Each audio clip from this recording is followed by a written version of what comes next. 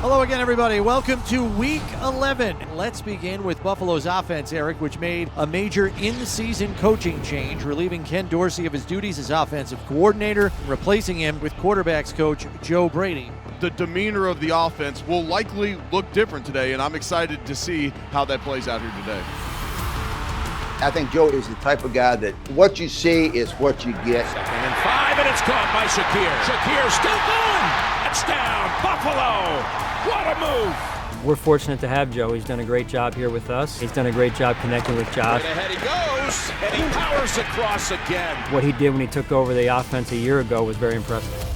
The last 2 weeks have looked differently, specifically the way that Brady has kind of deployed the offense. I think he's brought a philosophical and schematic balance to their offense. Through everyone, and he scores again. The cook is in the kitchen. They have fixed their offensive problems. Felt like the kid that didn't do anything in the class project but got an A. Now, the way that he's calling plays, he's letting the situation dictate his play call. That's the scary Buffalo. They are playing like the best team in the American Football Conference.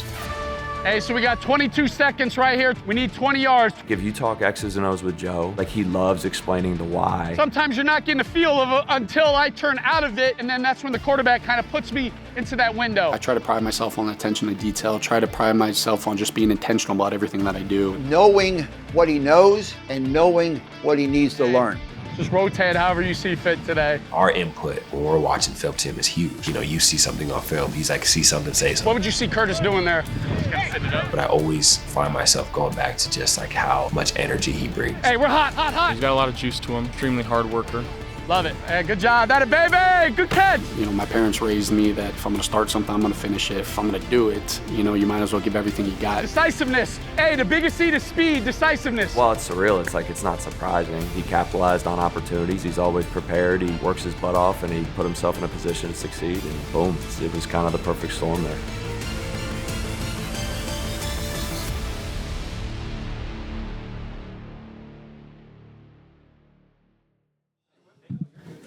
What's up?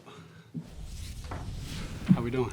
Joe, what does it mean for you to have this opportunity again? I know that you had it last year, but there was an interim tag on it. Yeah, you know, it's, you know, I'm standing up here because of my time at William and Mary.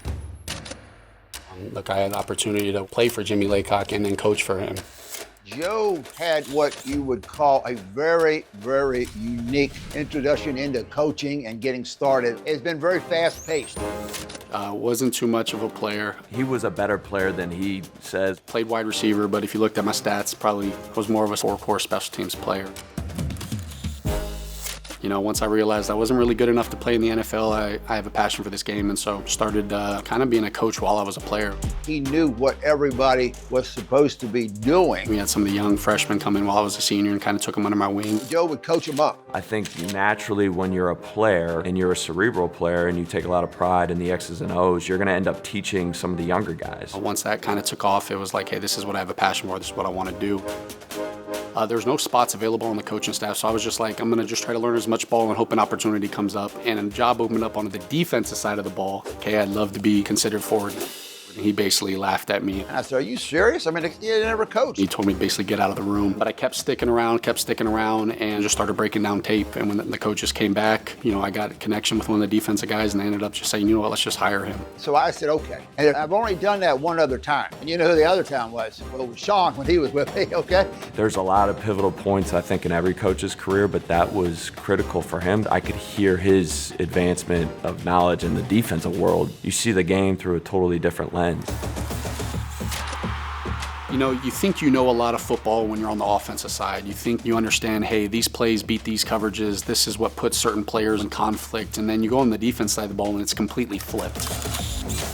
I learned so much about the game. It allowed me as a coach to realize, like, you don't have to have all the answers. You know, as long as you work at it, you try to figure it out, you just communicate with your players, you're going to be a better coach. You know, the thing that I was worried about with a young guy is being able to know the line between being a player and a coach now, but he walked that line very well. He's the same Joe Brady when we were playing as he is now. He didn't try to be somebody that he wasn't. He was who he was, but he also gained the respect of our players. If you can show that you can present some sort of value to that player, they're going to listen. Ultimately, I think everyone can attest to this that's played football and has been a part of a team. Like, there's certain guys that truly love the grind and love the hard work. He's a competitor. He's always going to find a better way. He's always going to try and win at whatever it is, football, not football. And I think that's coaching right there. When you're just kind of learning as much ball as you can, it was great for me. And then my defensive coordinator in college, Bob Shoop, he was the defensive coordinator at Penn State, and they had an opening for a graduate assistant role. Just the confidence and the swagger and the charisma. It gets just a completely different, it seems like, or sounded like, culture. James Franklin and Joe Moorhead was extremely influential. Worked with the tight ends and then worked with the quarterbacks, so just starting to kind of just grow my tree and just, some of the positions that I wasn't used to. That kind of then launched into, you go from Penn State, I had an opportunity with the New Orleans Saints, got to be a coaching assistant under Coach Payton, and that was the best experience of my life. Being in New Orleans, and now you're introduced to a whole NFL system and the NFL style, and of course Joe fell in love with just the NFL way. How much of an impact did Drew Brees have on your career? I mean, he's one of the best to ever play this game, and he just taught me so much. I sit in a meeting room and he sits right next to me. I'm not teaching him a thing. I'm not coaching him, but I'm just observing him. I'm hearing how he talks about what he likes. I'm seeing him take notes on a play that he knows better than anybody, but yet he starts his process all over again. And you sit there and you're like, okay, it's not too big for Drew Brees. Why would I be sitting here not taking notes on this play? It changed the way I looked at football.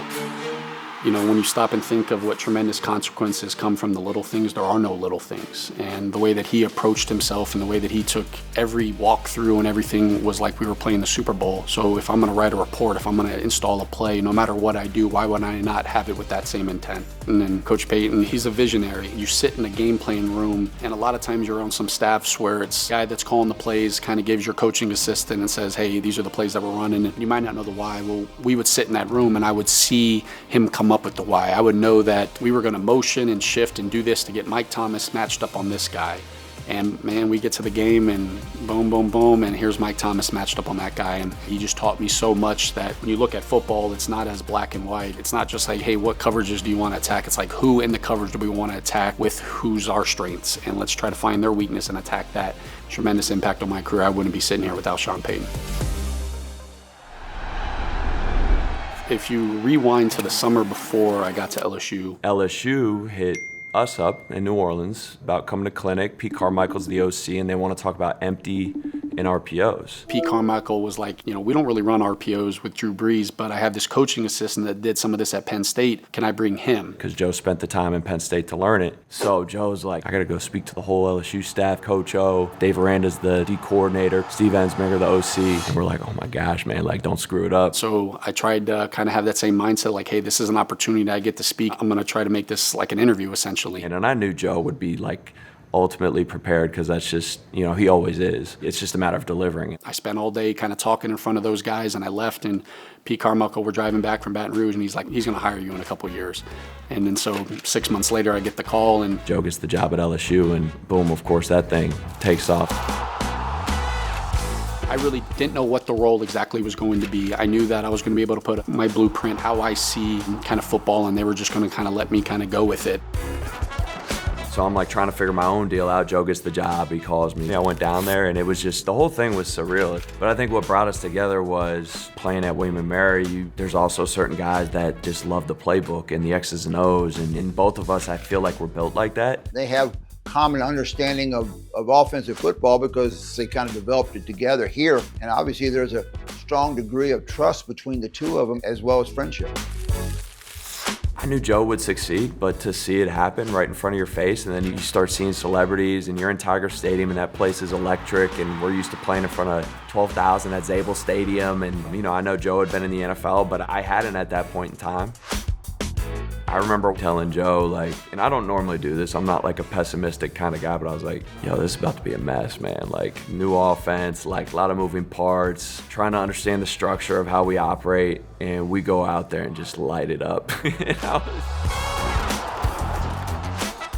About midway through spring, it was I feel like we got a lot of NFL players here. Just coming from Joe Brady's offense, it kind of gave me a head start to the league. You get an opportunity to be around Joe Burrow and Jamar Chase and Justin Jefferson, and you put it all together. You're like, let's try to find ways to put them in opportunities to have success. Joe's awesome. Joe's very creative. He always has something for a certain look to take advantage of that. You know, he helped me a lot, helped me become the player I am today. I was very proud. I was very proud of watching him at LSU create that offense and watch him just roll up points and yards. I was just basically a student, just trying to get a doctorate degree essentially in football and just taking it all in. It was such a unique situation, and I think really Steve Ensminger does not get enough credit for our success. Steve Ensminger is extremely humble to say, hey, this is your show, you kind of run with it. When he had 30 years of experience, I mean, it speaks to the volumes of him to be able to allow. I don't know if I'd be able to do that. Steve just wanted LSU to win, and he knew that was the best thing. It was like you could walk out onto that field and the players knew we'd have them prepared, and we knew the players would come out and play. But I think the fact that we went out there and did it and executed it and went on the road against Bama and won, and there's a lot to be proud of, but I think for me personally, it was just being a part of it, and you know, obviously seeing your best friend at the focal point of all of it was pretty cool too. Watching him with those type of athletes that he had at LSU and what he had done with them, certainly I thought that would translate well to the NFL. It's a unique situation. You get hired in Carolina and a month later COVID hits. You know, I met my players for the first time for training camp. And so you're meeting them, you're talking over Zoom, you're so excited about finally getting an opportunity to do it your way and see how they run routes, and it's like, you're not gonna get to do that. And how can I teach them in a way that they're gonna be able to remember this, process it, be able to then try to go perform it? Unfortunately, we didn't have that opportunity. Joe will be the first to tell you there was a lot of learning from that experience. And you can think in a lot of cases go one of two ways. You can point the finger, you can blame, you can do this, you can do that, or you can try and learn from it. And Joe obviously is taking the latter of that. Honestly, I wouldn't change that. I'm where I am today is because of what I learned from COVID elements and my failures in Carolina. And so I sat there and tried to say, oh, hey, what can I do better? Tried to find my blind spots, really dive into that and say, okay, when I get an opportunity again, what am I gonna do differently? Talk about what it's like here. Everybody that ever talked about Buffalo just raved about it. And I said, I wanna be a part of that. Obviously, going to William & Mary, you follow all the guys that had success. You got Marv Levy, Mike Tomlin, Sean McDermott. I mean, coach after coach after coach.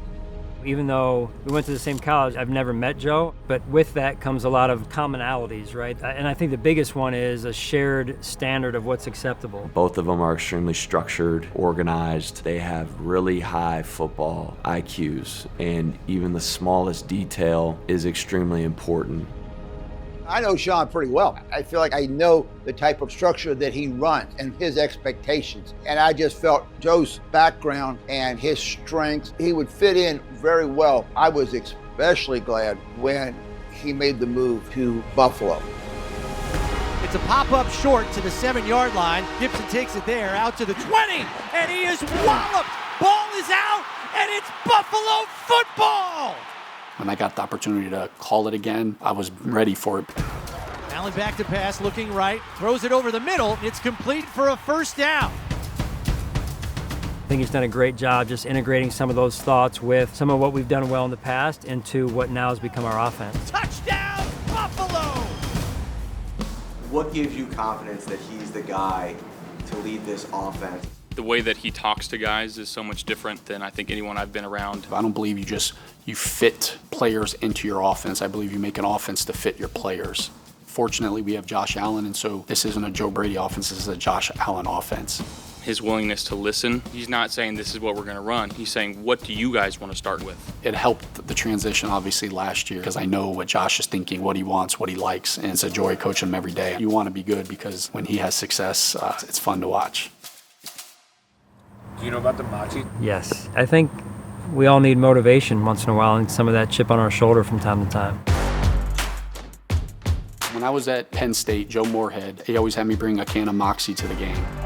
Joe's a little superstitious, and he has it in his office. The Moxie was always a little low on Mondays. You come in on Mondays and it's like, all right, we're playing Ohio State. How are we gonna block Joey Bosa? How are we gonna do this? And the Moxie would be at the bottom of the floor. But as the week goes, and now next thing you know, it's on top of the roof. Like when something good happens, whether it's in practice or, I don't know, just anything in life, he's like, Moxie up, and he'll start like banging the table and like try to bring some juice and some energy to the room. Oh, gotta go, eyes. Hey, baby. Every game I've ever coached in, if I'm in the box, the Moxie's up there kind of pointing at you, and it's kind of a mindset like, you know, once it's game time, then you got all the Moxie you need. Take the out. I got the out. Good job, Ray. Atta baby. His energy, the way he attacks today every single day. Like, we're out on the field, he's the first one running around from drill to drill. We're running routes, he's running back and forth. Like, when you got a coach like that, like, it makes you just want to play so much better. Move it on up, baby. First down. It's somebody that he's walked that path as well. Like, he was a receiver. He always has a rhyme and a reason, and I think he's a product of how he's been coached or who he's coached around. That's everything right now, man. We're putting a lot on your guys' plate for a reason, right? To see if we can handle it. Quiet teams don't win.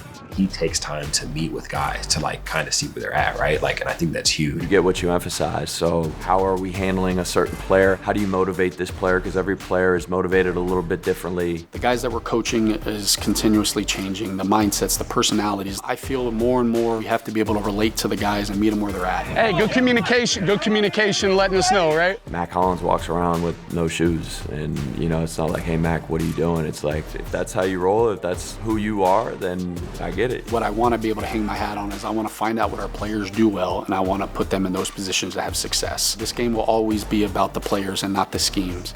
And if the guys know that I care about them and that I want their best interest, I believe that they're going to play for me. I've been so fortunate of like the places that I've been and be at these places at a young age. I feel like I've had to grow up in the last few years, but I believed I was ready for it all. Joe will always say this: I want to keep my head where my feet are. I'm not a goal-oriented person. I know that's coach talk, but like I never thought about the next job. I've never thought about, well, how many years do I want to be a GA, and then I want to go be the receiver coach, and then I'm going to do this. I've just always had the mindset, just wake up each day and get after it, and the rest will take care of itself. I'm very proud of him in that the way he's matured, and I'm proud of the way he's developed. You got every ounce out of Joe Brady as far as preparation, work ethic, game planning, and putting the players in a position to succeed as you possibly could, all while being Joe Brady. I've tried to always be proactive in my own growth, and my own development. It wasn't just luck. He earned it, he worked at it, and he did things the right way going through. I've had some highs and I've had some real lows, and that's what I love about this coaching profession. Some of the lows have been the best thing that ever happened to me. And I think this next season is going to be something special with him running the show, and I think just setting up for a great story. I'm still chasing a ring and a Super Bowl, but I know I'm not going to be defined by that, and I just want my players to know that I love them, and then I'm going to do everything I can for them to have success.